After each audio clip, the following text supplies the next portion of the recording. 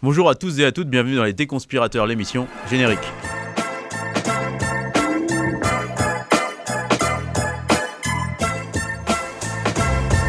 Alors comme à chaque numéro, vous savez, nous nous plongeons avec Tristan Mendès-France et Rudy Reichstadt dans la complosphère pour vous aider à y voir plus clair. Bonjour Rudy. Bonjour David, bonne année. Bonjour Tristan. Salut à tous. Et bonne année 2023 à tout le monde. Auditeurs toujours plus nombreux, me dit-on, donc continuez de nous suivre. Pour cette émission de rentrée, nous n'avons pas d'invité parce qu'on a choisi de faire un panorama un peu complet de tout ce qui s'est passé depuis notre dernière émission début décembre. Depuis les dernières. Depuis les dernières, donc voilà, Tristan et Rudy, on a plusieurs sujets à aborder cette semaine. Le premier sujet, en 2023, on prend les mêmes et on recommence. C'était la semaine passée sur le plateau de Cyril Hanouna, forcément, avec Cyril Hanouna qui a lu une lettre de Dieudonné qui a été publiée dans un journal israélien dans laquelle Dieudonné demande pardon à la communauté juive. Alors pourquoi peut-on douter de la sincérité de Dieudonné, Rudy ? Un journal franco-israélien, ce qui est publié en français. Hein, Pourquoi on peut douter de la sincérité de Dieudonné ? Parce que, en fait, il n'y a pas d'amour et il y a des preuves d'amour. Donc on doit être jugé sur ses actes. Et ces actes-là, Dieudonné, c'est pas seulement cette lettre, qui a un côté très pervers d'ailleurs. C'est un côté très pervers parce que finalement, il demande pardon à la communauté juive, sous-entendant du coup que l'antisémitisme ne serait que le problème de la communauté juive. Donc c'est une forme de communautarisation du problème de la haine et du racisme, qui me semble aux antipodes des valeurs universalistes qu'on peut défendre. C'est-à-dire que l'antisémitisme, c'est pas le problème des juifs, c'est le problème de tous, en fait. Donc déjà, le côté « je demande pardon à la communauté juive » dans un journal franco-israélien qui publie ça, de toute évidence, pour faire le buzz, qui passe ensuite chez Hanouna. Et puis ensuite, si vous allez sur le site de Dieudonné aujourd'hui, vous avez tous les spectacles disponibles, il continue à vendre ses sketchs antisémites. Ces spectacles, mes excuses, dans lesquels il avait déjà demandé pardon, déguisé en officier oui, SS, oui, alors voilà, ça c'est un vieux spectacle, il y en a eu plein d'autres depuis, de toute façon, mais je veux dire, il n'y a pas de contrition par rapport à ce qu'il a fait, etc. Donc, je ne sais pas très bien à quoi ça sert, sinon de faire du buzz, à faire du buzz, à faire un coup de pub. Alors, il y a la rumeur sur laquelle il serait malade. On ne lui souhaite pas, moi je souhaite à personne d'être malade, mais voilà, qu'il aurait des difficultés personnelles, etc. Je ne sais pas où il en est, ça ne m'intéresse pas beaucoup, mais de voir des gens tomber là-dedans et se presser, s'empresser à lui accorder leur pardon, me laisse assez interdit, quoi. Et puis aussi l'excitation, propulsion d'Hanouna, évidemment, qui est toujours sur des coups véreux et qui là en fait a donné une visibilité de dingue à quelque chose qui aurait dû rester vraiment dans les confidences, j'allais dire, du web en général. Et est-ce que tu as pu observer par exemple une traction importante en ligne de cette histoire autour de Dieudonné ? Est-ce qu'il y a eu des choses que tu as pu observer justement ? En ligne, effectivement, il y a une sorte de mélange, alors pour la base, qui le suit, qui est assez partagé. Donc il y en a qui ne comprennent pas, donc il y en a certains qui sont un peu interloqués, d'autres qui peuvent être scandalisés en disant voilà, il a baissé son froc, entre guillemets, d'autres qui applaudissent, qui disent bah oui, on le savait depuis le début. Bref, pour l'instant, il y a une sorte de mélange. Soral n'est pas d'accord, par exemple. Soral n'est pas d'accord. Il y a ce négationniste, Hervé Ryssen, qui dit moi, de toute façon, je ne suis pas d'accord, mais j'aimerais toujours Dieudonné. Enfin voilà. Très franchement, quand on est dans une démarche, je ne sais pas s'il faut parler de rédemption, mais en tout cas de contrition, on ne fait pas ça. Mais surtout, ce qu'on fait, c'est qu'on nettoie. Oui. On nettoie, on continue pas à faire du business sur du contenu. Et même éventuellement, on fait le contraire. C'est-à-dire, dans ces cas-là, on dit, bon, vraiment, je me suis planté. On ne se cherche pas des excuses, c'est ce qu'il fait. En disant, vous m'avez mal compris, etc. J'ai voulu vous faire rire. Non, il n'a pas voulu vous faire rire. Et il a fait de l'antisémitisme pendant 20 ans, quoi. Donc, et du complotisme, par ailleurs. Donc, il continue à vendre des abonnements sur Canal+. Bien sûr. Quenel, voilà, donc, pour l'instant l'amende honorable il n'y est pas. Il a sur son compte Twitter, au moment où il avait fait cette déclaration, sur son compte Twitter, il arborait encore cette ananas qui faisait référence à Shoah-Nana, cette musique qui se moquait de la Shoah. Donc, je veux dire, c'est un détournement d'Annie Cordy. Oui. Donc s'il avait été vraiment dans une véritable démarche de dire bon voilà, effectivement j'ai vraiment déliré ces dernières années, franchement je n'ai pas compris ce qui me se passait, il aurait dû en amont faire un nettoyage un nettoyage complet de son empreinte déjà qu'il y a là, et surtout d'arrêter de faire du business sur du contenu antisémite. J'insiste encore une fois, Canal+, c'est un truc d'abonnement, il se fait du fric, des gens sont abonnés à ce système-là, ça s'appelle Canal+, et il y a dedans des vidéos absolument antisémites. Puis de qui on parle? On parle de quelqu'un qui a été plusieurs fois condamné pour provocation à la haine, etc., mais quelqu'un qui est un escroc aussi. Il ne faut pas oublier, qui a essayé de se rendre insolvable, qui a fait partir de l'argent à l'étranger, etc. Juste dernier point, 2-3 jours avant de sortir cette lettre, il rendait hommage à Stéphane Blett, ce pianiste antisémite, anti-judéo-maçonnique, etc., qui s'est suicidé l'année dernière, en janvier 2022, et qu'à l'époque, Dieudonné avait fait une vidéo où il disait qu'il tenait le CRIF pour responsable de la mort de Blett. Bon, voilà. Et sur le poids que finalement Hanouna est en train de... La dérive d'Hanouna qu'on raconte ici depuis plusieurs émissions maintenant, comment vous expliquez le fait que ce soit chez Hanouna que cette lettre a été lue et a été finalement rendue grand public, quoi, ça ne pouvait être que chez Hanouna. Hein. Voilà. Mais d'ailleurs, toutes les différentes bisbilles qu'il y a pu y avoir d'ailleurs entre Hanouna et cet autre humoriste un peu vulgaire, Bigard. Donc le bisbis qu'il y avait eu entre les deux. Tout à fait, ils devaient soi-disant faire un spectacle ensemble et finalement non. Donc il y a la productrice qui est venue.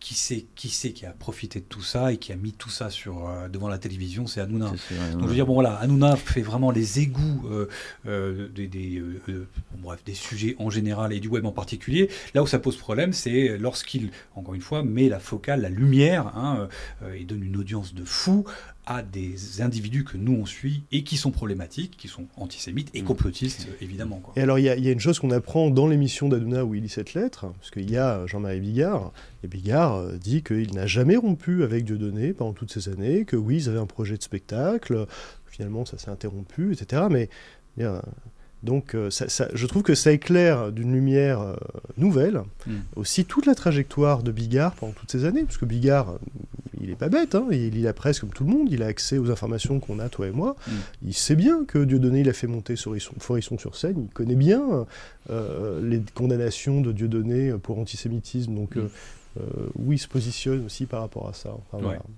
Bon, on n'en a pas fini encore avec ça. Eh bien, deuxième sujet, toujours dans la série, on prend les mêmes et on recommence. Cette fois-ci, c'est France Soir. Nouvel épisode dans le numéro de commission paritaire de France Soir qui avait été retiré au mois de décembre dernier. Le statut d'IPG, d'information politique et générale de France Soir, qui avait été retiré il y a un peu plus d'un mois maintenant, fin novembre. Et le tribunal administratif de Paris, par le juge des référés, a décidé de suspendre cette suppression de numéro de CPPAP au motif que l'un des membres de la CPPAP avait publiquement désavoué France Soir.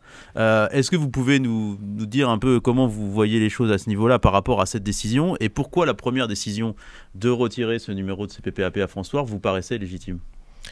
La première décision, c'est une décision de la commission paritaire, donc c'est une décision administrative qui peut être contestée comme toute décision administrative devant le juge administratif. Donc c'est le droit là, on est dans un état de droit, qu'on ait un juge des référés qui estime que à titre provisoire, suspensif, on suspend cette décision et que donc François conserve son statut IPG. Très bien, on verra ce que dit à la fin la justice administrative, mais ça me choque pas qu'on puisse faire valoir.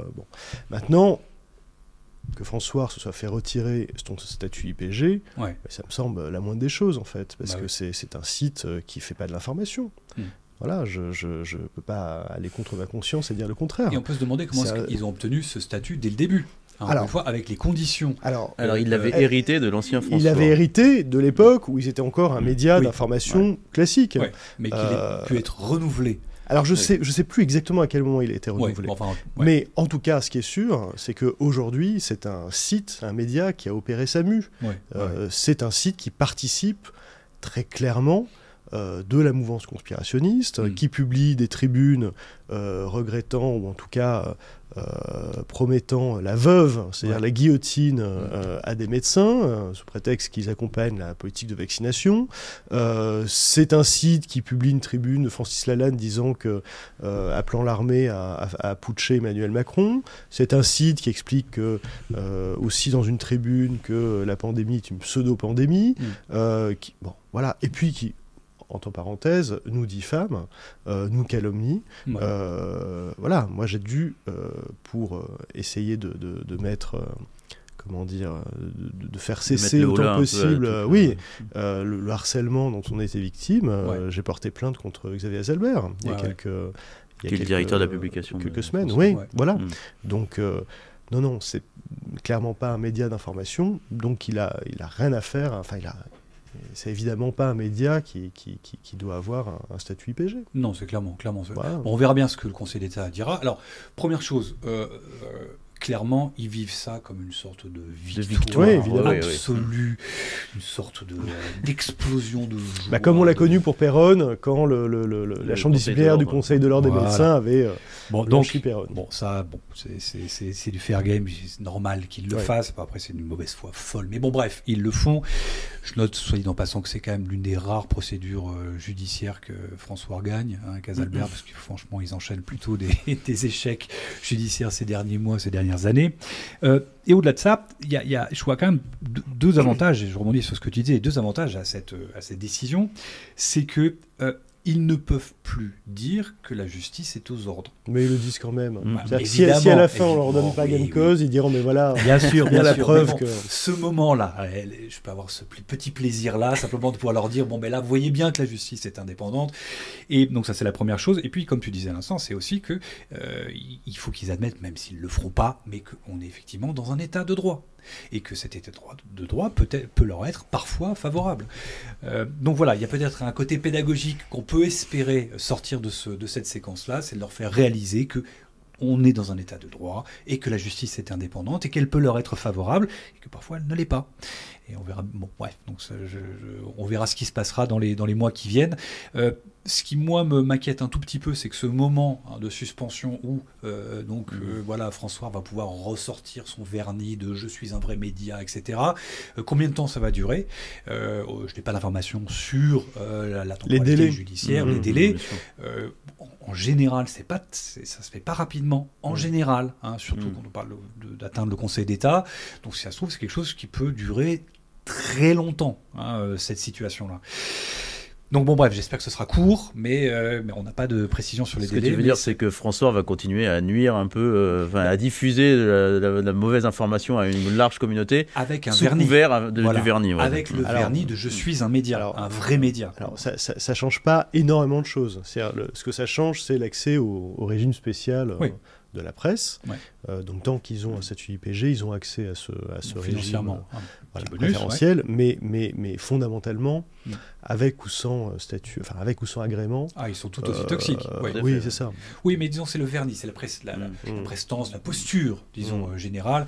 Et encore une fois la posture, la posture. Donc lui, maintenant, il se considère comme dans la famille des grands médias sérieux. Voilà, il est revenu dans la famille, soi-disant. Il est dans la famille des plus importants mésinformateurs francophones. On va y venir d'ailleurs. Alors justement, François a gagné une première manche là, sur le référé. Par contre, ils ont perdu leur place de plus grand site des informateurs. Oui, ils étaient premiers, ils sont deuxièmes. Ils sont premiers, ils sont passés deuxième. C'est le classement annuel qui est publié par l'agence de notation NewsGuard. On avait reçu Chine Labbé dans une de nos émissions, la rédactrice en chef France de NewsGuard, et il a été finalement détrôné par The Epoch Times. Rudy, je sais que tu as consacré ta dernière chronique franc-tireur à ce journal. Qu'est-ce que tu peux nous en parler, nous raconter un peu? Et puis Libé aussi a fait un papier là-dessus. Toute petite parenthèse, oui. Il a perdu une place. Alors, il faut juste préciser une chose. Oui, que c'est en termes d'engagement. Tout à fait. Et pas tout à fait en termes de fréquentation.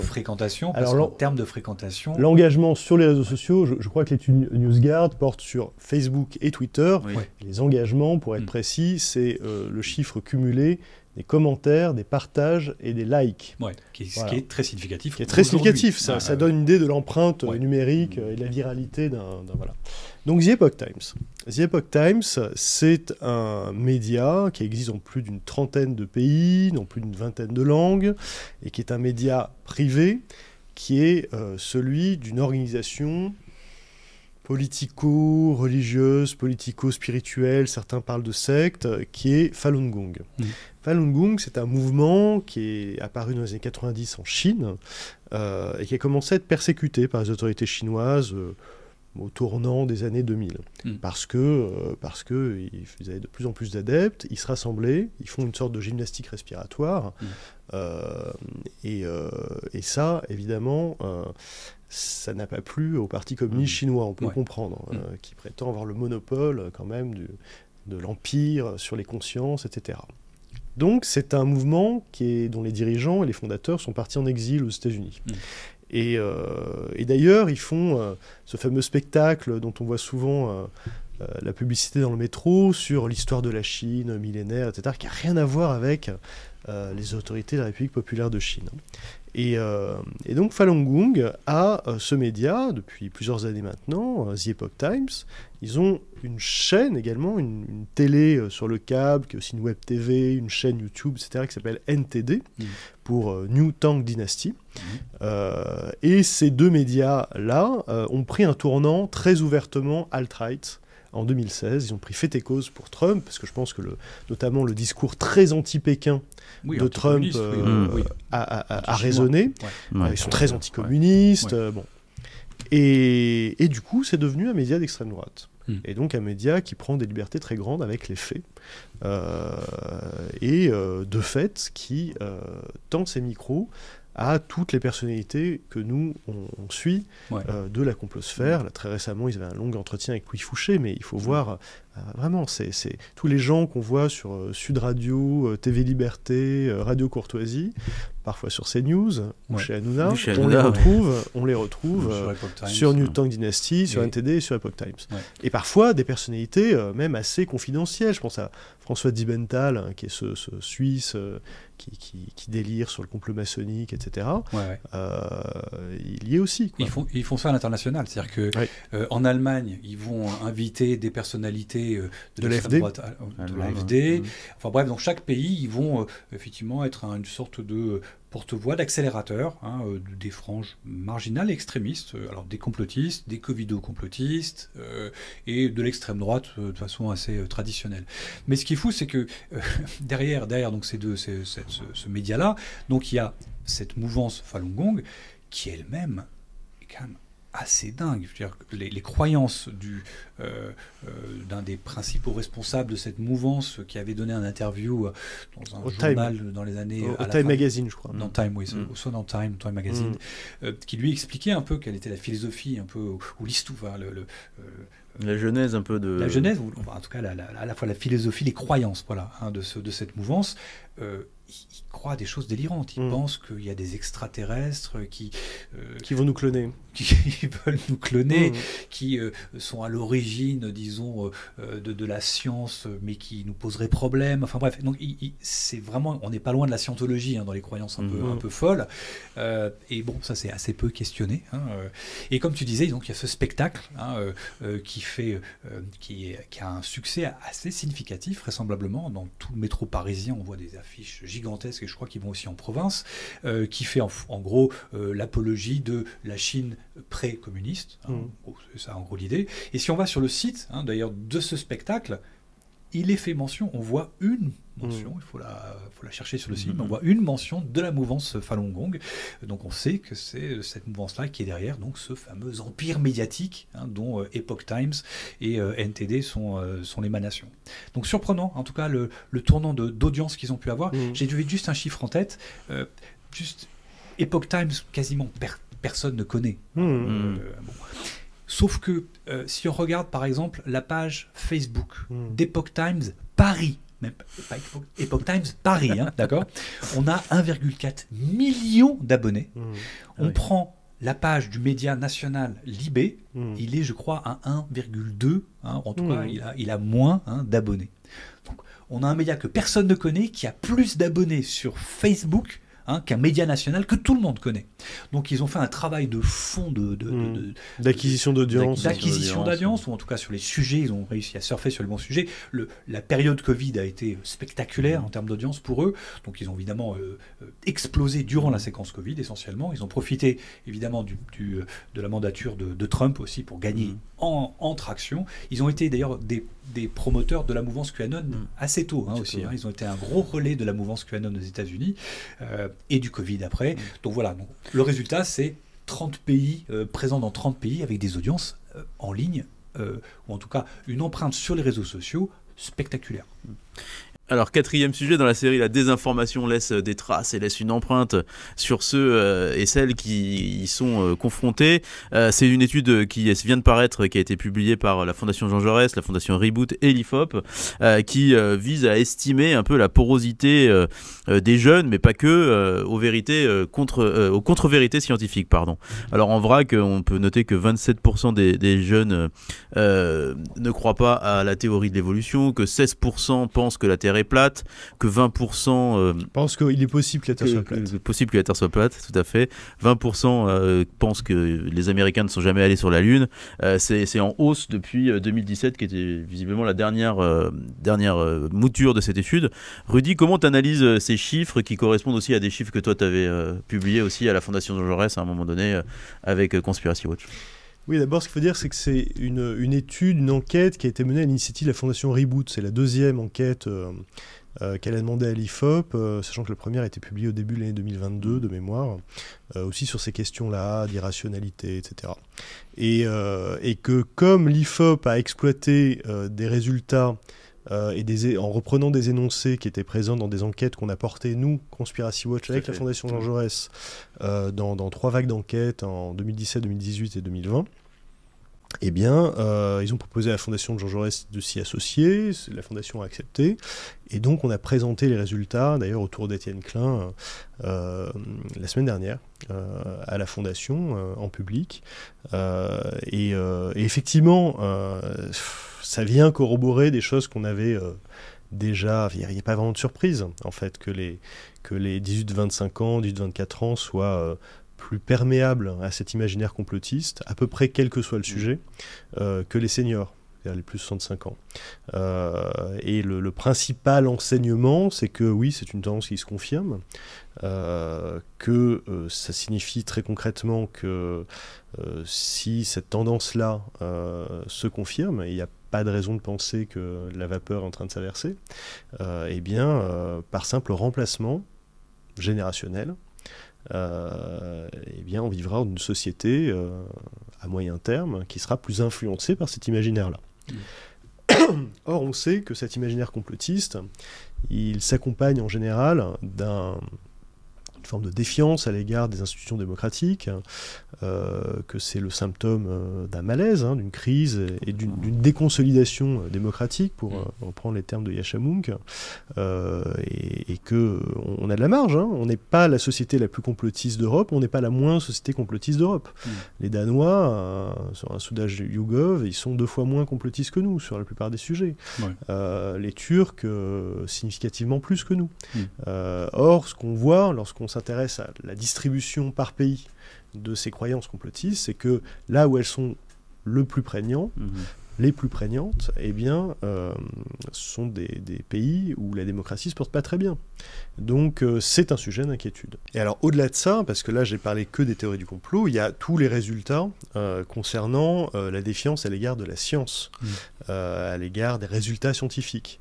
Et ça aussi, ça doit nous interroger. On a le progrès d'un certain nombre de croyances dites de mancie, la cartomancie, la voyance, la sorcellerie, etc., qui laissent très clairement supposer, parce que là encore il y a d'autres études avant celle-là, une progression de l'obscurantisme. Donc voilà. Alors après, évidemment, il y a eu sur les réseaux sociaux toutes sortes de critiques, toujours les mêmes, adressées à cette enquête. C'est une enquête qui est faite par l'IFOP avec la méthode de l'IFOP habituelle. Donc, il faut s'adresser à l'IFOP. Je sais plus quoi dire. Il y a un moment, on a l'impression que certaines critiques ne sont là que pour pouvoir faire l'autruche, quoi, et dire non, il n'y a pas de sujet, et parce qu'on n'est pas d'accord avec la formulation de tel énoncé ou la manière dont la question est posée, eh bien, ça invaliderait tout. Oui, c'est ça. C'est ça qui me pose un peu de problème. C'est un sophisme. Il y a des critiques, finalement, il y a pas mal de critiques qui ont été opposées à ce sondage. Alors, bon, il y a des choses qui peuvent être audibles, hein, voilà. Mais ce qui, moi, me pose problème, c'est plutôt ce que tu viens de dire à l'instant. C'est que si sur un item spécifique, on peut questionner la formulation, si on s'interroge sur le corpus sur lequel ça s'est appuyé, le nombre de personnes, etc., on peut légitimement se poser des questions.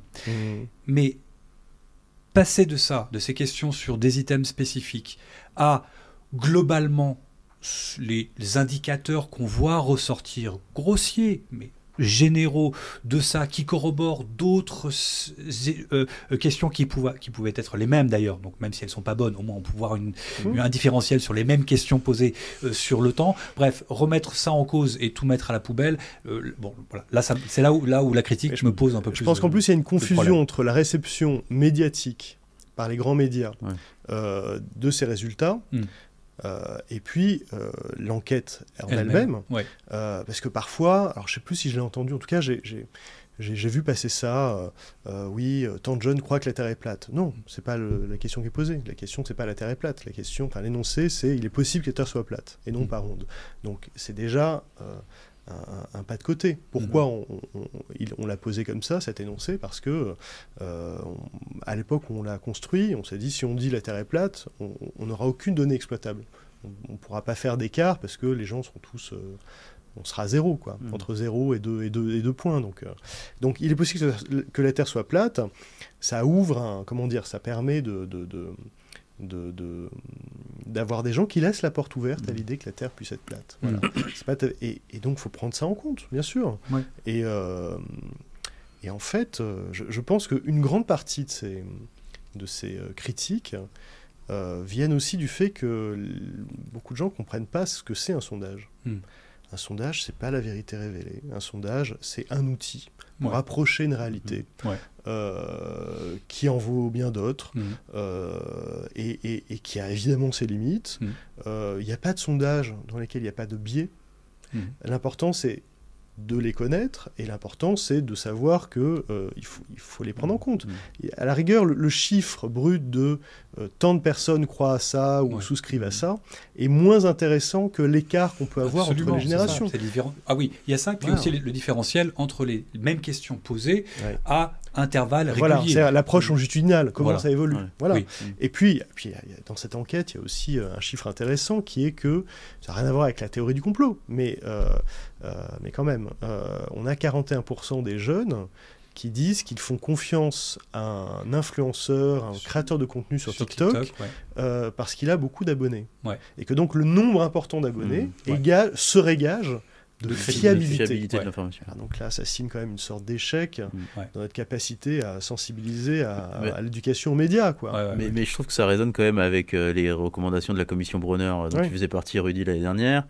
Finalement, c'est quoi? Est-ce qu'il y a un remède à ça, à cette empreinte sur les plus jeunes générations de la mésinformation ou de la désinformation? Comment tu vois les choses par rapport à ça? Alors d'abord, c'est pas pour rien qu'il y a 30 recommandations dans le rapport Bronner, c'est qu'il n'y a pas de solution magique. Par rapport à l'éducation aux médias, peut-être quelque chose comme ça. Voilà, il n'y a pas de solution magique, et c'est un problème qu'il faut prendre par tous les angles, et donc l'éducation média, évidemment, la formation à l'esprit critique, la maîtrise, en tout cas la transmission de la maîtrise d'une discipline ou de plusieurs disciplines scientifiques, en tout cas de la méthode scientifique, de la démarche scientifique, ça oui, c'est au cœur des réflexions, mais c'est un sujet de long terme.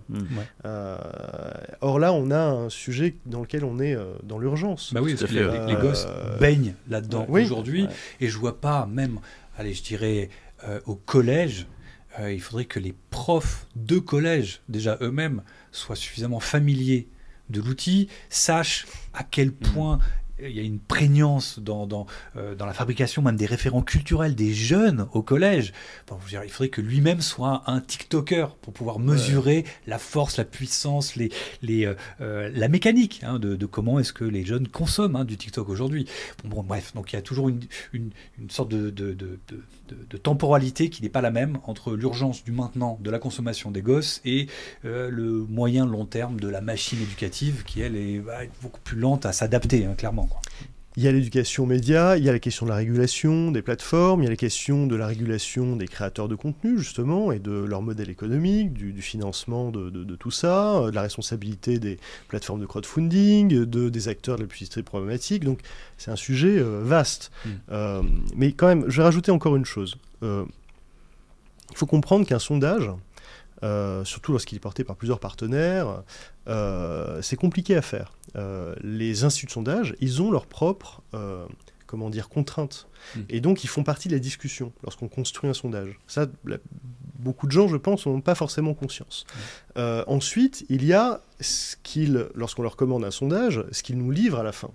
Nous, le premier sondage qu'on avait fait en 2017, donc j'ai appris depuis, l'IFOP nous livre un sondage, alors qu'on leur avait demandé de mettre le « ne se prononce pas », la possibilité de ne pas se prononcer. Ils nous livrent un sondage où il n'y a pas cette possibilité-là. En disant non, mais c'est pas... Et on leur dit bah non, c'est embêtant, nous on voulait cette colonne-là. Donc on a dû le mettre. Moi j'avais fait une note d'accompagnement, d'explicative là-dessus, en disant attention, c'est écrit noir sur blanc dans la note dans la note d'accompagnement, il faut tenir compte de ces partis pris méthodologiques, de ces choix. Et donc le sondage qu'on a fait l'année d'après, on avait obliger l'IFOP à réintégrer cette possibilité de ne pas se prononcer. Et puis il y a aussi un autre élément à avoir à l'esprit, c'est que le modèle économique des instituts de sondage, c'est de travailler pour des privés, des grosses boîtes privées, qui leur commandent des sondages qui ne sont pas publiés. Ces boîtes, elles ont besoin de connaître leur marché, leurs utilisateurs, leurs clients, etc. Et ces boîtes-là, elles payent très cher, en gros. Je n'ai pas les chiffres en tête, mais c'est très cher. Et quand je dis nous, c'est Fondation Jean Jaurès, Think Tank, etc., ou nous, Conspiration d'ailleurs, parce qu'on avait co-commandé avec la Fondation Jaurès ces sondages-là. Lorsqu'on arrive avec notre budget qui est très limité, eux nous disent, nous on a des grandes enquêtes qui sont en gros déjà financées en grande partie, on peut rajouter quelques questions à telle enquête, et avec ça, on vous donne des résultats. Voilà. Et ce qui permet d'avoir à un coût raisonnable des résultats de sondage. Et encore une fois, les gens qui participent à ces sondages, ils n'ont pas un pistolet sur la tempe. Et puis surtout, l'IFOP ou un autre institut de sondage, c'est leur métier que de remettre, que de pondérer les résultats. Et oui, donc, et juste une chose, c'est qu'on est toujours, effectivement, les critiques un peu trop générales sur les sondages. On ne les entend pas aussi clairement quand il y a des sondages électoraux. Et quand les sondages électoraux correspondent finalement, on voit qu'ils correspondaient effectivement à ce qui s'est passé, bon, là on n'entend plus personne. Et pourtant c'est les mêmes types de méthodologies, un échantillon représentatif avec la même type de méthodologie. Donc, voilà. Donc que les questions soient formulées, on puisse questionner ça, oui, mais je pense malgré tout que ce dont on parlait à l'instant, donc ce sondage spécifique de l'IFOP, il montrer des mouvements de fond et je crois qu'on ne peut pas jeter tout le sondage à poubelle parce qu'on a une ou deux formulations qui peuvent légitimement être questionnées. Oui, il y a notamment la question du manger bio. Est-ce que c'est... Non, mais vas-y, je t'en prie. Moi, effectivement, quand j'ai vu ça, quand j'ai découvert ce sondage... manger bio, j'ai pas très bien compris ce que ça faisait. C'est pas du complotisme, j'ai pas très bien compris ce qu'ils voulaient tester. Bon, voilà, ça a été validé par la Fondation Reboot.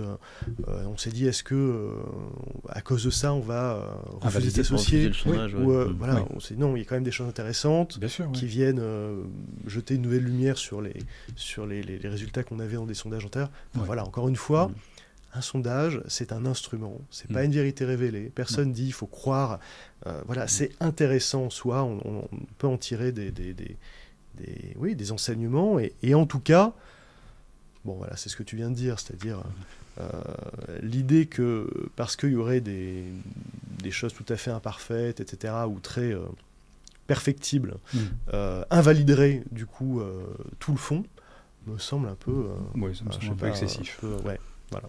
5e sujet, on prend les mêmes et on recommence toujours. On en a entendu beaucoup parler à la fin de l'année 2022 et on va en entendre parler en 2023 aussi énormément. C'est bien sûr Elon Musk. Alors vous avez réalisé un complorama sur France Info spécifique sur le sujet auquel je vous renvoie évidemment.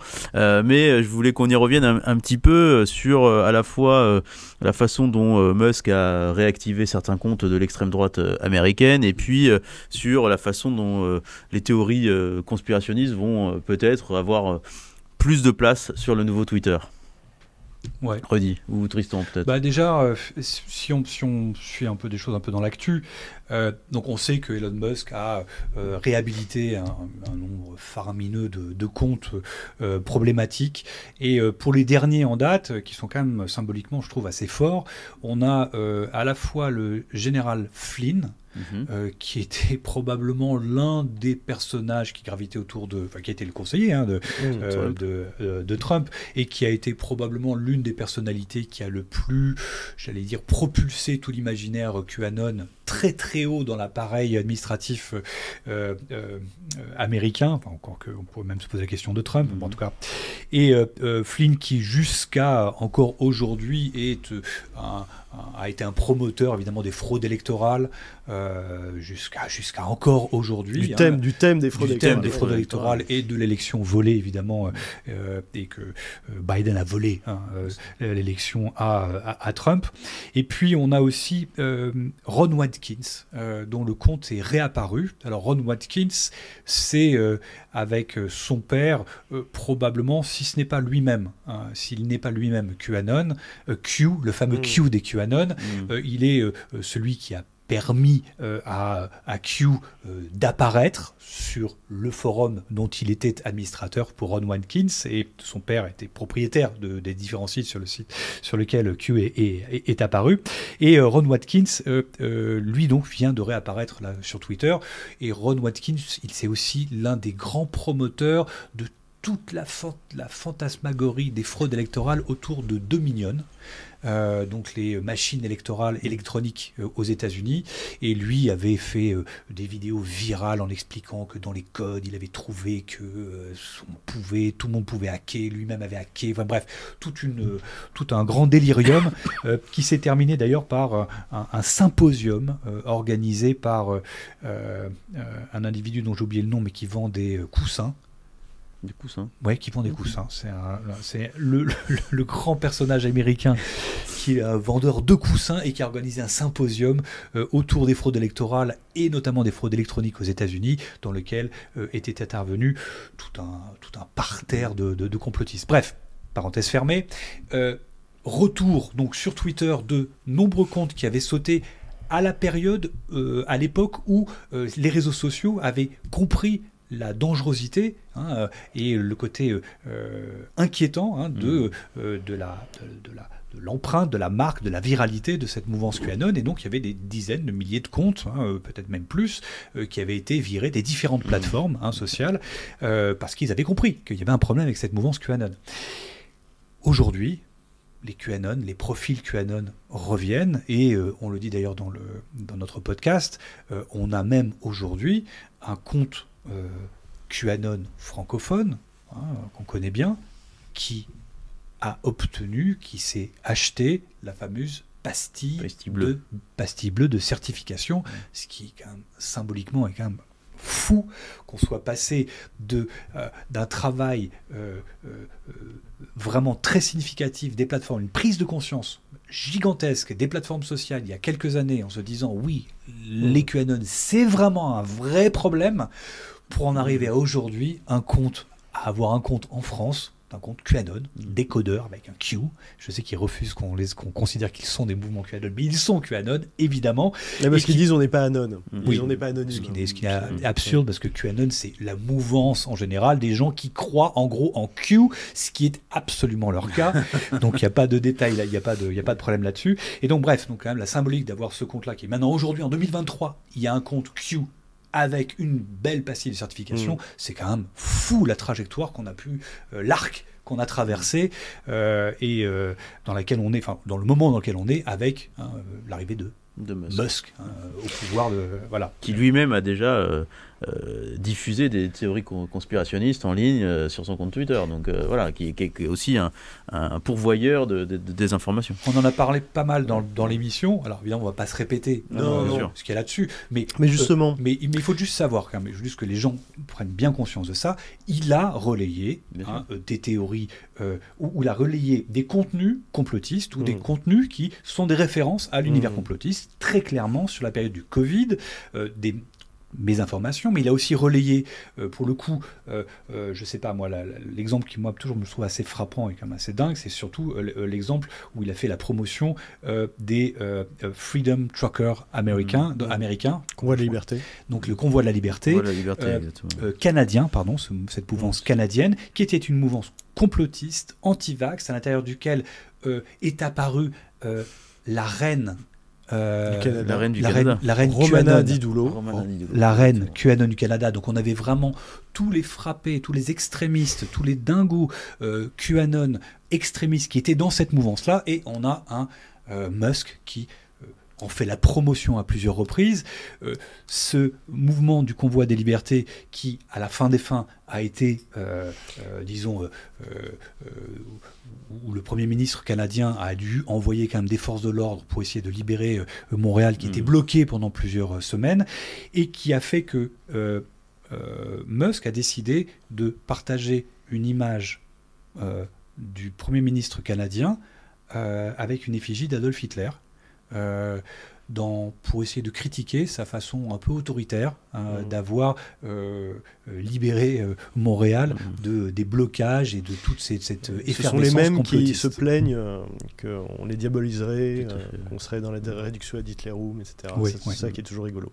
On parlait j'allais dire d'adrénochrome, parce que je vois ta tasse, mais on parlait de QAnon à l'instant. Non, mais je dis pourquoi je dis ça, parce que récemment, je crois, Céline Dion est tombée malade, et on a vu passer des choses sur Telegram, sur des comptes complotistes assez chargés, disant « Ah oui, mais elle est tombée malade, mais la vraie raison, c'est le vaccin, etc. » Et d'autres disant « Non, la vraie raison, c'est qu'elle est en manque d'adrénochrome, c'est une sataniste, etc. » Et en fait, ce qui est fascinant, c'est qu'on a eu quand même... On a beaucoup parlé ces dernières semaines de Andrew Tate, cet influenceur d'extrême droite, ancien champion de MMA, c'est ça ? Oui, c'est ça, oui. Qui a été arrêté notamment pour son implication dans un réseau de prostitution quand même. Aucune réaction, ou si on a eu très faible, en tout cas inaudible, de la part de la complosphère, qui a plutôt tendance à prendre son parti, que le contraire. On parle de quelqu'un qui est impliqué dans un réseau de prostitution. Puis il y a un autre personnage dont on a beaucoup parlé ces derniers mois, ces dernières années, mais singulièrement ces dernières semaines. C'est quelqu'un qui monte en puissance au sein du régime russe.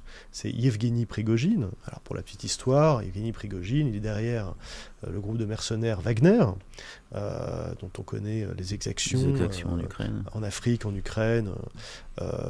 Il est derrière la Fermatrol de Saint-Pétersbourg, l'IRA. Il est derrière un groupe de médias qui s'appelle Riafan, également, médias de propagande. Derrière une fondation, dite fondation pour combattre l'injustice, une sorte d'officine qui a à peu près le même type d'objectif, qui est en gros de dire regardez, en Occident c'est terrible ce qui se passe, tout est corrompu, la police, la justice, etc. Et Prigojine, c'est quelqu'un qui est un repris de justice et qui, à ses débuts, a quand même été impliqué dans un réseau de prostitution de mineurs. Et alors là aussi, le silence assourdissant de notre complosphère francophone, parce que toutes ces informations-là sont publiques, on les trouve dans la presse, assourdissant de gens qui agitent la panique morale de la pédophilie, de la pédocriminalité élitiste, sataniste, etc., et qui n'a absolument rien à dire à propos de quelqu'un comme Prigojine. Quand il y en a, quand il y a des problèmes. Petite parenthèse, Andrew Tate son compte avait été suspendu et fait partie du lot des comptes qui ont été réhabilités grâce à notre ami Musk. Donc on est vraiment sur une séquence, disons, plutôt inquiétante, en tout cas sur Twitter, de façon globale, c'est pour revenir sur ce Twitter période Musk, où il y a peu de doutes. On le dit dans le Complorama, que les grandes figures qui étaient déjà des porteurs de discours délirants reviennent, et ils reviennent, et je ne sais pas si on l'avait dit dans le podcast, mais ils reviennent avec le capital d'audience qu'ils avaient lorsqu'ils avaient été suspendus. Ils repartent pas de zéro. Ils repartent pas de zéro. Et quand ils reviennent, ils arrivent en fanfare. C'est-à-dire que là, il y a une sorte de buzz soudain. Il y en a un qui n'est pas revenu, c'est Trump. Parce que pour l'instant, il mise sur son propre réseau, Truth Social. Et donc pour l'instant, il est complètement muet. Il a des contraintes aussi contractuel, c'est ça. Oui, c'est ça. Il est obligé de faire, disons, l'exclusivité sur Truth Social. Il est obligé d'attendre 6 heures. Il doit ronger son frein. Mais pour l'instant, il s'en est tenu. Il n'a pas tweeté, étrangement. Et alors, justement, vous parlez de Trump. C'est le 6e sujet de la semaine, quand les mêmes causes produisent les mêmes effets. Quasiment 2 ans, jour pour jour, après l'assaut du Capitole, c'est aux États-Unis, donc en 2021. C'est au Brésil que les partisans du président battu, Jair Bolsonaro, ont pris d'assaut les principaux lieux de pouvoir avec les mêmes slogans ou presque, la lutte contre les élites mondialistes, un grand soir qui se prépare et ainsi de suite. Je crois, Tristan, qu'à ce sujet, tu as parlé d'une bouillie complotiste. Est-ce que tu peux nous en parler ? Ah oui, c'est une bouillie, mais enfin, c'est une bouillie qui est très qu'on avait déjà vu à l'œuvre. Moi, ce que je trouve effectivement saisissant avec cette séquence, c'est, tout le monde l'a dit, mais je le redis, c'est pas grave, c'est vraiment le parallèle évidemment entre le 6 janvier, le 6 janvier américain, et le 8 janvier là au Brésil. Mais là où je trouve que c'est fascinant, c'est à quel point la partition est la même, c'est le mot employé, la partition est la même, les éléments de langage, les motifs, les figures, les acteurs, Tristan, parce que même Bannon est dans le coup dans les deux cas. Ouais, dans le coup, il est en tout cas. Oui, c'est lui qui a lancé le hashtag Brazilian Spring, etc. Ouais. Donc il y a une inspiration, mais ce qui est fou, effectivement, c'est dans les modalités. Il y a presque, j'allais dire, dans la partition, il y a presque un ordonnancement qui se suit avec en amont. Pour les deux séquences, l'idée qu'il va y avoir des fraudes, etc. Bon, après, au moment où il y a l'événement, à quelque chose près, donc il y a la remise en cause après l'élection, mais il y a aussi d'autres motifs qui viennent et qui sont communs aux deux et qui est assez improbable. Dès qu'il y a eu l'invasion du Capitole, quelques jours après, lorsque le traitement médiatique commençait à montrer l'ampleur du dégât qui avait été fait, eh bien, il commençait à y avoir une petite musique dans la complosphère qui était de dire « Oui, mais peut-être que cette mouvance a été infiltrée ». Et à l'époque, c'était infiltré par soit des antifas, soit par des gens payés par Soros. Voilà. Eh bien... Le Capitole, tu veux dire. Au Capitole, on sait que c'est faux. Oui. Et là, on sait que c'est faux parce qu'il y a eu des arrestations par centaines et des condamnations par centaines. Absolument. Tous sont des partisans de Trump, des gens d'extrême droite. Radicales, aucun radicaux. Et donc là, on a au Brésil, soudainement, maintenant, quelques jours après, la même musique qui se met en branle avec cette idée qu'il y aurait eu des infiltrations, alors de qui, d'agents, je sais pas, globalistes, etc., ou pro-Lula, qui chercheraient à décrédibiliser évidemment les vrais nationalistes ou les bolsonariens. Bref, il y a eu aussi, et ça c'est dingue aussi pareil, l'idée que les appareils, les urnes électroniques, les appareils de vote électronique, avaient été piratés travaillés ou infiltrés par je ne sais qui. On en parlait de la Chine, ils avaient parlé là je parle pour le 6 janvier. Donc là, bref, les mêmes motifs. Donc si on a effectivement une partition qui s'est jouée de façon si précise, de la même façon, on peut se poser la question de si ça devait se reproduire ailleurs. Ma main au feu que si ça se reproduit ailleurs, on aura les mêmes motifs, on aura les mêmes figures, on aura les mêmes invocations, les mêmes artifices, éléments de langage qu'on a vu se faire les dents sur le 6 janvier, se confirmer avec le Brésil. Franchement, je ne vois pas pourquoi il se priverait de ces types d'argumentaires qui arrivent à emporter la complosphère sans aucune distance critique. Et ils ont et très au-delà de la complosphère. Très au-delà de la complosphère, parce qu'il y a plus de gens aujourd'hui aux États-Unis, chez les républicains, qui croient que l'élection a été volée. Qu'à l'époque, qu'il y a 2 ans. Donc, c'est quand on parle là de millions d'Américains, même de dizaines de millions d'Américains. Donc ça déborde largement le simple cercle très restreint des partisans les plus engagés, ceux qui étaient par exemple au Capitole, etc. On parle de dizaines de millions de personnes. Et je veux dire, là où les choses deviennent effectivement assez inquiétantes, c'est qu'après le 6 janvier, on aurait pu espérer, avec les différentes enquêtes, les condamnations, qu'il y aurait une sorte de prise de conscience, qu'il y aurait eu une sorte de holà, qu'il y aurait eu un coup significatif porté à ceux qui étaient promoteurs de ce genre de discours, de ce genre de qui mettent tous ces influenceurs qui ont mis le feu, même en amont, qui est une sorte de responsabilisation. Il n'y a rien eu, pas de coup politique, pas de coup. Trump a perdu, mais bon. Depuis la dernière fois qu'on s'est vu, quand même, il y a eu la publication du rapport de la commission d'enquête parlementaire américaine sur le 6 janvier 2021. C'est sorti le 22 décembre, 845 pages. Il y a toute une partie sur d'ailleurs les conspiracy theorists, les théoriciens du complot. Bon. Donc c'est extraordinairement documenté. Il y a franchement, ils ont fait un travail considérable. New York Times aussi a fait quasiment certaines séquences minute par minute. Bon. Donc aujourd'hui, on sait avec un degré de précision très élevé ce qui s'est passé et qui en étaient les instigateurs, etc. Le rapport pointe quand même comme instigateur et responsable principal Donald Trump. Responsabilité écrasante dans cette histoire. Peut-être plus dans le 6 janvier que n'en a Bolsonaro lui-même dans le 8 janvier 2023. Bon. Les poursuites, est-ce qu'il y en aura contre Trump? Pour l'instant, point d'interrogation, on ne sait pas, on va voir si dans les semaines qui viennent. Bon. Mais toujours est-il que moi, je ne peux pas m'empêcher de faire un parallèle avec... ça va vous surprendre, mais les révolutions de couleur. Oui, c'est ce que tu nous as dit pendant qu'on a préparé cette émission. Tu nous as dit, je voudrais vous parler de ça, que c'est des anti-révolutions de couleur. C'est ça que tu voulais dire. Exactement. Je pense qu'on est face à des anti-révolutions de couleur. Alors, les révolutions de couleur, c'est quoi? Ce sont ces soulèvements populaires, démocratiques, en général de gens qui, justement, luttaient contre la corruption et généralement contre les fraudes électorales, pour le coup, des fraudes avérées.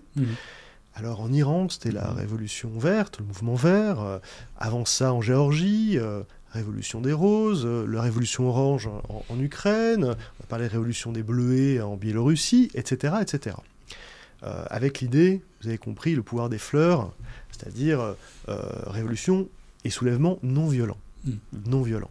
Suivant cela, d'ailleurs, des recommandations, toute une réflexion de la contestation non violente, qui date d'ailleurs même d'avant la chute de l'Union soviétique, et qui ont été formalisées, notamment par un Américain qui s'appelle Gene Sharp, etc. Donc tout ça, il y a des petits manuels de la révolution non violente, ça a commencé en Serbie il y a une vingtaine d'années. Bon.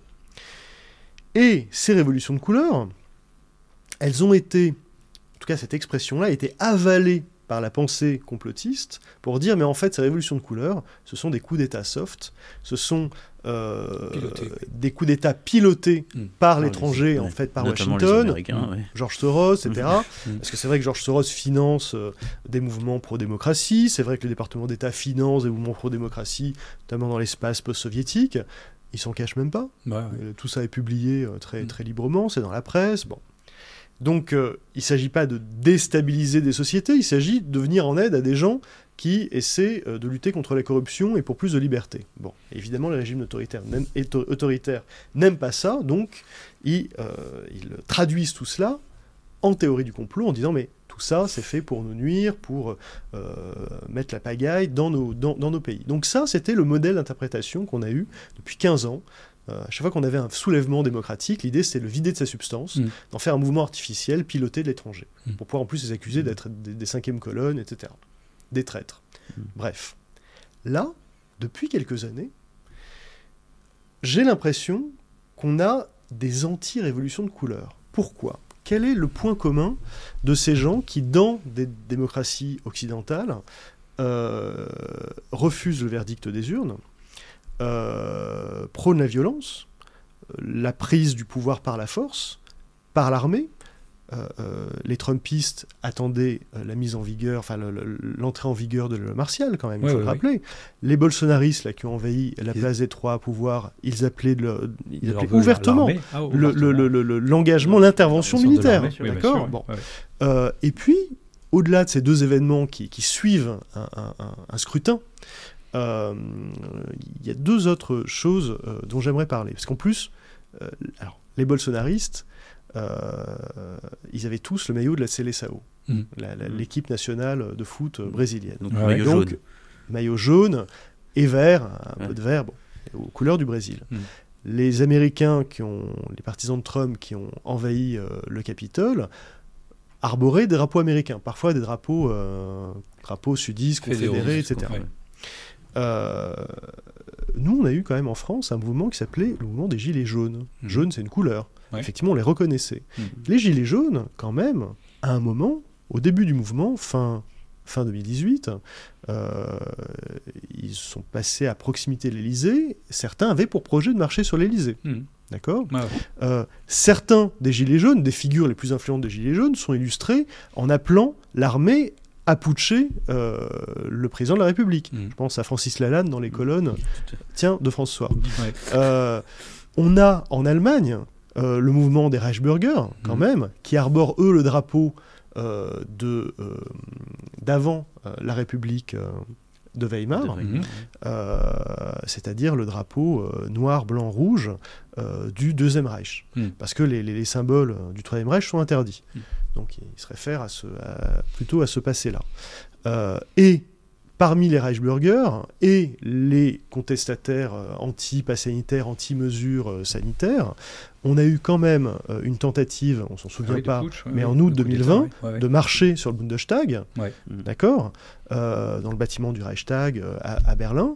Ils n'ont pas réussi, mais ils ont forcé quand même la sécurité pour le faire. Et il y a quelques semaines, on a eu un coup de filet dans cette mouvance-là, pour faire tomber des gens qui projetaient, eux, de faire un coup d'État. Donc dans l'extrême droite allemande. Donc on a là des mouvements qui ont pour point commun, parfois d'avoir une couleur, etc., mais surtout de dire on va interrompre un processus démocratique, on va faire appel à l'armée, on va rétablir l'ordre de cette manière-là, et c'est des mouvements populaires, indéniablement populaires. C'est des milliers de personnes à chaque fois. C'est pas trois putschistes. Et donc j'ai l'impression qu'on entre dans un cycle qui est un peu celui des anti-révolutions de couleur.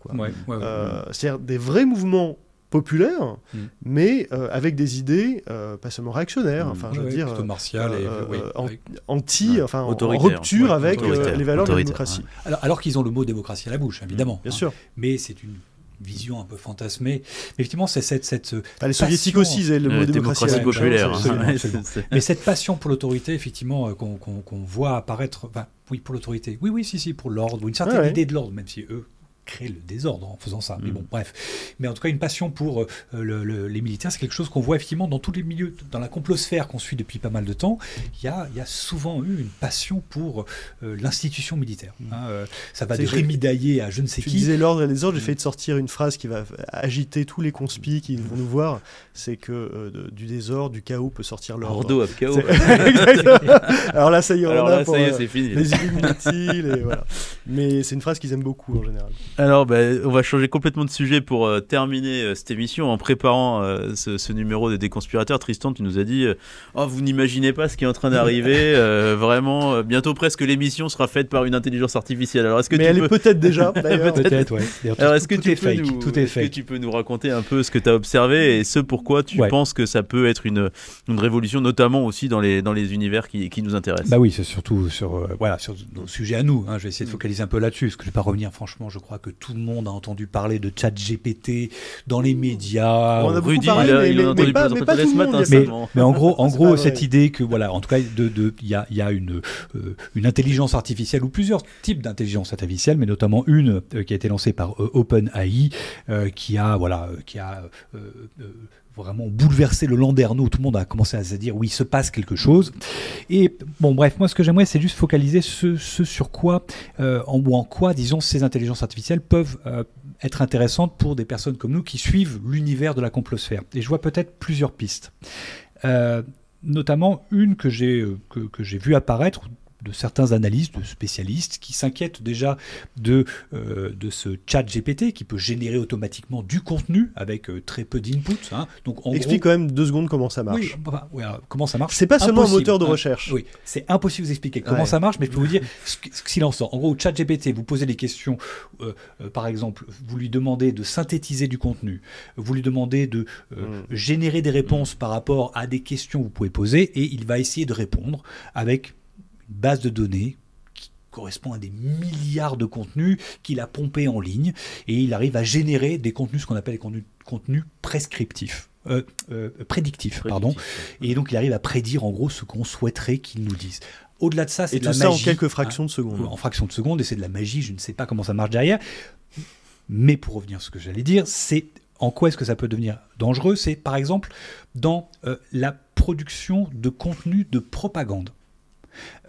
Où certains analystes se sont posé la question de savoir qu'est-ce qui se passerait si une agence de propagande devait produire des milliers de contenus adaptés à différents types de profils, sur la base de quelques éléments de propagande qu'il aurait insufflé à ChatGPT. Donc en gros, on va lui dire j'aimerais mettre tel ou tel argument ou élément de langage en amont, mais j'aimerais que ça soit adapté à tel ou tel type de profil ou tel pays.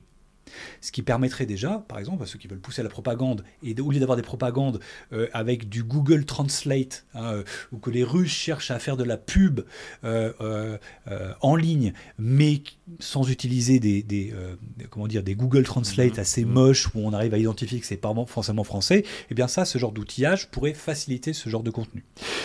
Ensuite, sur la désinformation sanitaire, la production en ligne, par exemple, de sites pour pouvoir vendre du contenu et des produits de santé alternative ou de choses comme ça. Naturopathie, et ainsi de suite.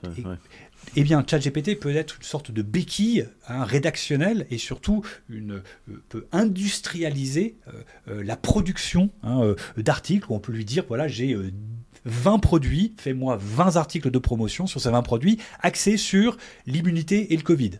Eh bien, ça sera généré automatiquement. Ça sera beaucoup plus rapide en plus. Oui. Ouais. Donc, c'est une sorte d'industrialisation de contenu, soit de propagande, soit de contenu complotiste ou de santé alternative. Dernière chose où il va y avoir un bouleversement, c'est dans l'univers du hacking, basique, parce que cet outil peut vous permettre, par exemple, de trouver des failles sur un site. Vous pouvez lui demander, vous lui mettez les codes d'un site, et vous lui dites trouve-moi une faille dans ce code de site sans être un professionnel. Il va vous dire là il y a une faille à tel endroit et vous pouvez demander à ChatGPT comment est-ce que je peux l'exploiter. Toutes ces genres de choses-là va niveler les capacités, disons, de nuisance qui étaient plutôt réservées à des spécialistes mais qui ouvrent et donc va démultiplier ses capacités. Voilà, à des gens qui n'étaient pas forcément en capacité de le faire auparavant. Dernière petite chose, on a dans tous ces univers d'intelligence artificielle, on connaît probablement au moins de nom DALL-E, qui dépend toujours pareil de la même boîte OpenAI et qui génère des images qui n'existent pas, mais avec des contenus que vous lui proposez. Qui sont indiscernables d'une vraie photo, par exemple. Oui, alors pour l'instant, les qualités... pas forcément toujours des photos. Voilà. Ouais. Donc la qualité, pour l'instant, est à voir, mais potentiellement, on va pouvoir clairement utiliser ce genre de choses-là pour générer des images qui peuvent induire en erreur.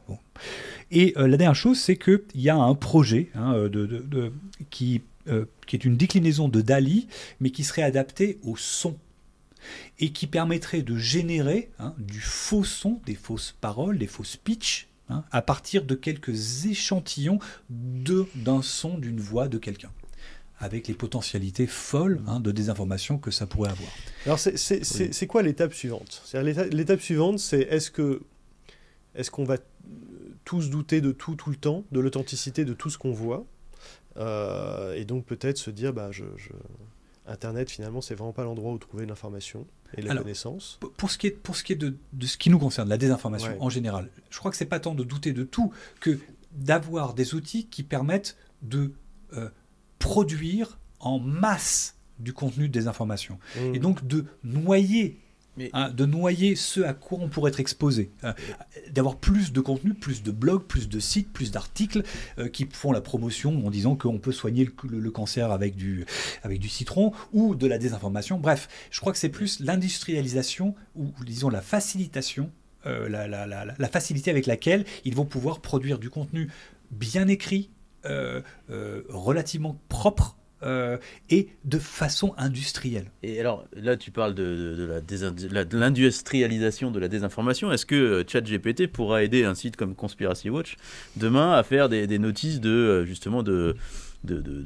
clarification des faits, des éléments et de la vérité? Alors je pense qu'en fait il va aider absolument toute personne qui produit du contenu en ligne aujourd'hui va à un moment ou un autre intégrer par exemple ChatGPT, pour parler de cet outil spécifiquement, pour, je ne sais pas, optimiser du contenu, pour qu'il soit mieux référencé, pour faire des synthèses rapides lorsqu'on fait des recherches. ChatGPT peut résumer un article en mettant simplement le lien d'un article que vous lisez. Donc bref, c'est un outil qui peut être utilisé, qui va être utilisé de toute façon inévitablement par tous ceux qui produisent du contenu, et notamment écrit en ligne. Ou des dissertes. Et il y a des jeunes qui ont déjà commencé. C'est déjà fait. Tous les jeunes du collège et en lycée déjà utilisent ChatGPT, ce qui questionne évidemment le modèle professoral ou d'éducation. Il va falloir qu'ils l'intègrent absolument tous. Moi, je enseigne donc au CELSA et ailleurs. Je ne parle, ça fait des semaines, je ne fais que parler de ChatGPT avec mes élèves pour voir comment est-ce qu'ils peuvent l'utiliser, l'implémenter dans leur processus d'écriture, de recherche, de veille, de synthèse, etc. Pas pour tricher, simplement pour profiter d'un état de fait. C'est des outils qu'on a entre les mains.